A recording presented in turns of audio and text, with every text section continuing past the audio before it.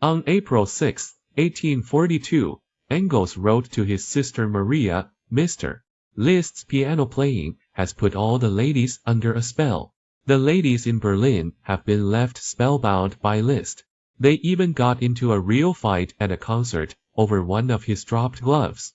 Engrossed in the struggle of the free movement against conservative forces, passionately dedicated, mocking the Philistines, and relishing lively gatherings, Engels was living in Berlin the life he had long desired back home.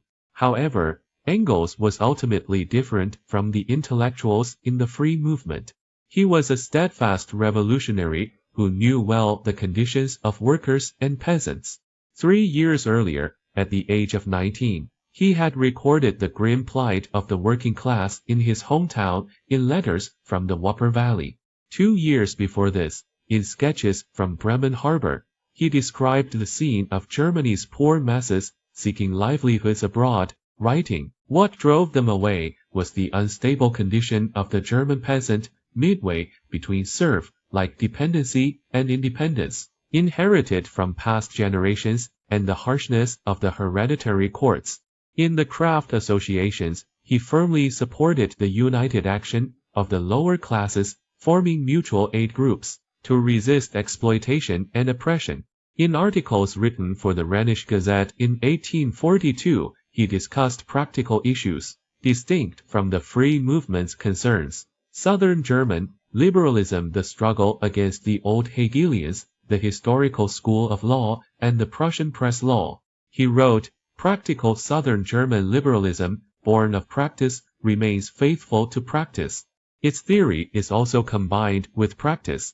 But this practical content is itself a composite assembled from French-German, English-Spanish practice, etc.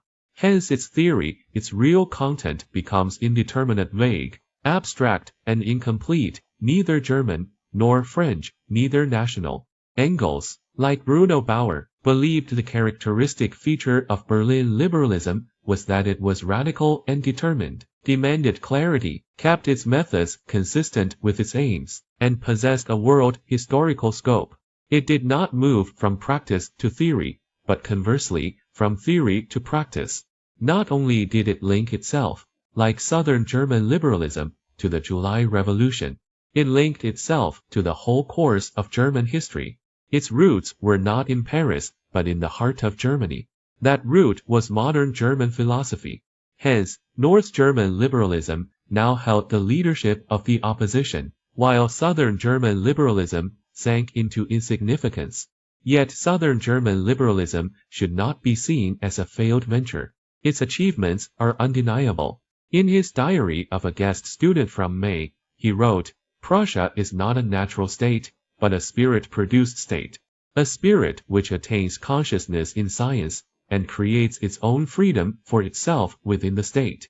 Just as self-conscious spirit transcends unconscious nature, so Prussia, if it so wishes, can transcend the natural state.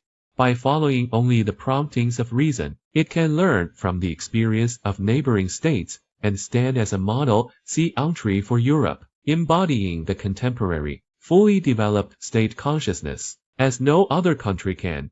If we abandon spirit and its freedom, we thereby abandon ourselves, betray our most sacred possessions, and forfeit our place among the nations of Europe." This article still struck the familiar chords typical of the young Hegelians, but neither stagnation nor retreat to the free movement could satisfy him, for at his core, he remained a Berne-style revolutionary. In his July essay for the German yearbooks, titled Review of Alexander Young's Lectures on Modern German Literature, he wrote that Young epitomized the middle path, forever compromising and reconciling, shunning all extremes. Young avoided discussing actual political issues, instead praising the literary works of young Germany, seeing them as embodying a Hegelian principle of the age.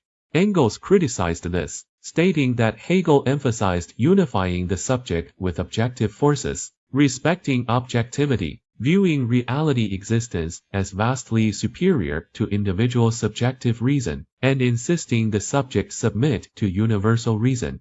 By contrast, the young Germany school let the whims of the subject dominate, failing to truly unify theory and practice. Burn's correct viewpoint represented precisely the practical aspect of Hegel's theoretical achievement, and the distance between Hegel and Burn was narrower than it outwardly appeared. The core of Engels' thought at this time rested on Hegel's objective idealist philosophy of law, theory, practice, development, revolution. Burn Hegel, opposing subjective idealism, which strayed from history and practice. At 22, Engels' understanding was as advanced as Marx within the young Hegelian ranks. Already 2 years earlier, in Signs of Retrogression in the Age, he wrote, concerning Hegel's philosophy of history, I'd rather compare history to a spiral drawn at random, its twists never perfectly precise. Each revolution brings it closer to infinity. He fiercely criticized the idealism and subjectivity of young Germany's leading intellectual figures, whom he once admired, not yet realizing this was the very direction in which the young Hegelian intellectuals were degenerating. In his June 25 piece on the suspension of the Strafgesetzblatt, he stressed judicial independence and substantive justice, writing, if in France or England, a poor unfortunate steals a morsel of bread in dire hunger, and jurors acquit him, then these German sirs would cry out in panic, see the consequences of the jury trial system.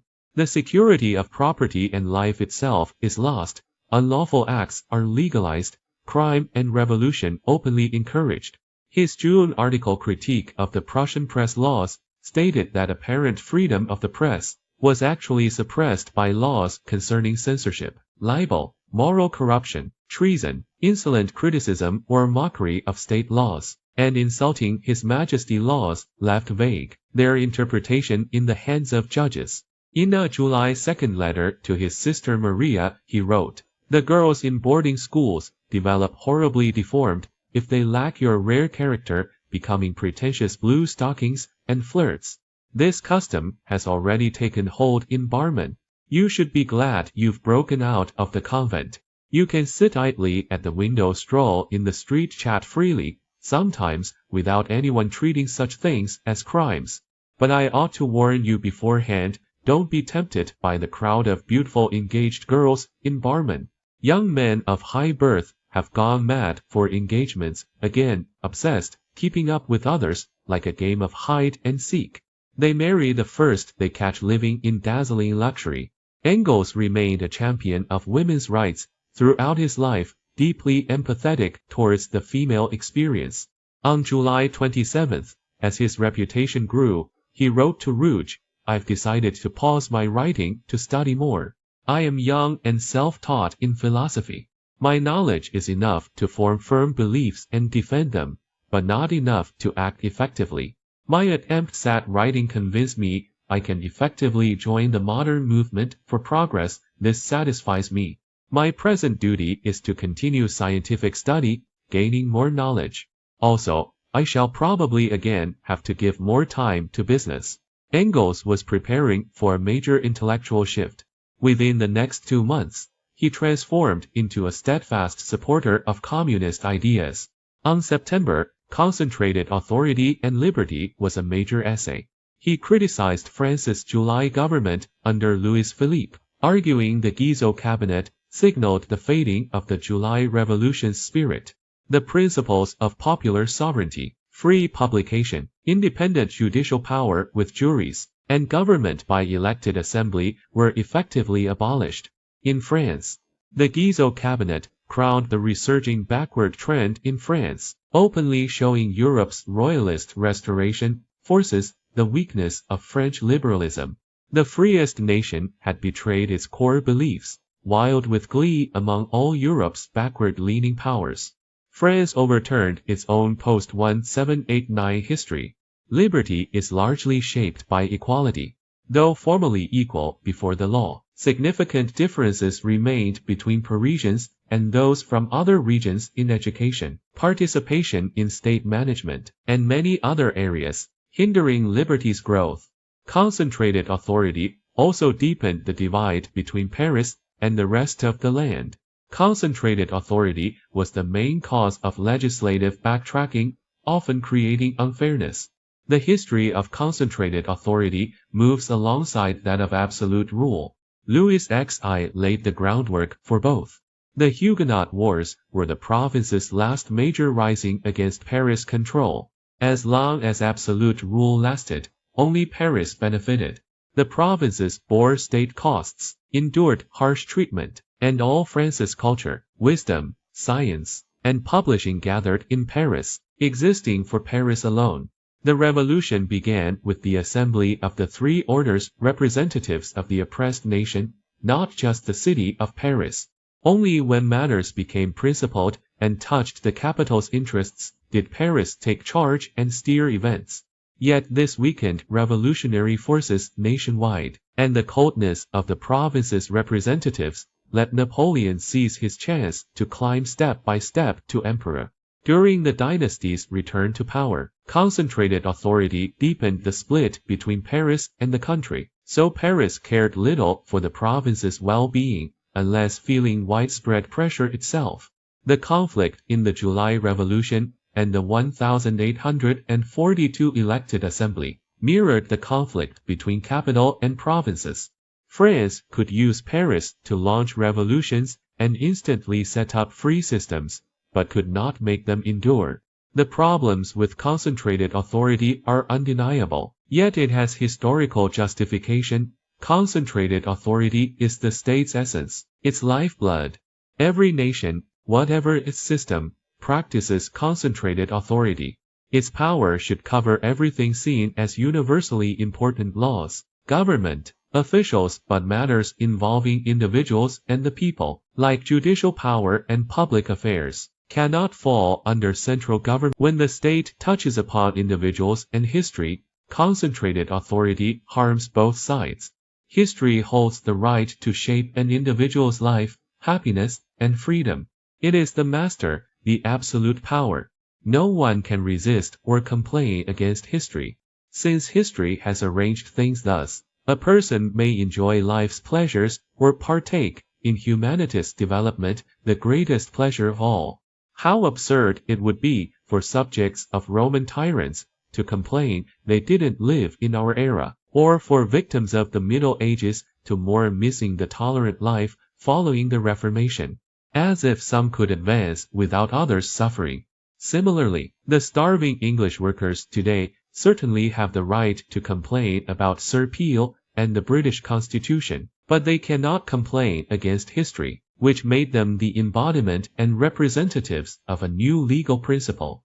Through concentrated authority, the state attempts to claim the standing that belongs solely to history, setting itself up. Yet the state remains something particular, not the embodiment of absolute freedom. This is the dialectic within the very idea of the state. To achieve the true subjective freedom equal to absolute freedom demands other forms of realization, not the state.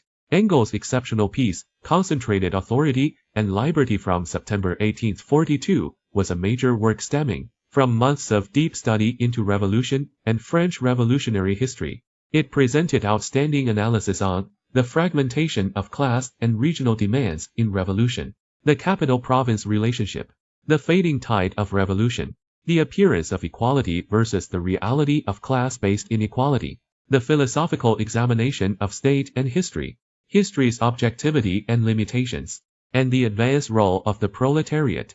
It far surpassed Hess on the problem of concentration written just months earlier.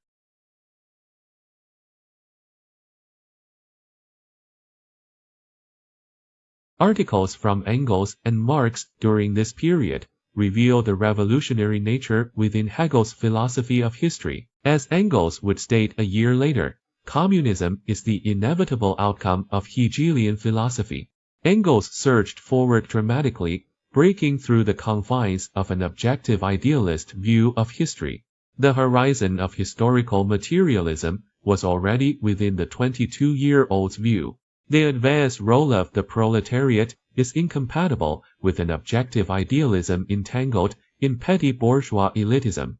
It necessitates grappling with class analysis, the backwardness of the petty bourgeois, the limited power of education, the alienation within education and society, and numerous other issues compelling a turn towards historical materialism. Meanwhile, Marx was still writing debates on the law on thefts of wood, showing little grasp of communism or the proletariat. By December, just 2 months after becoming chief editor and while concerned with the plight of the Mosel Valley peasants, Engels was already immersing himself in the English workers' movement and submitting essays to the Rhenish Gazettenclass struggle, the advance role of the proletariat and violent revolution. Many often wrongly assume Engels was far weaker than Marx in theory, but once one reads Engels' works, it becomes clear he was a thinker on par with Marx. Reading Engels' essays from 1842–1843 reveals his startlingly pioneering and groundbreaking thinking.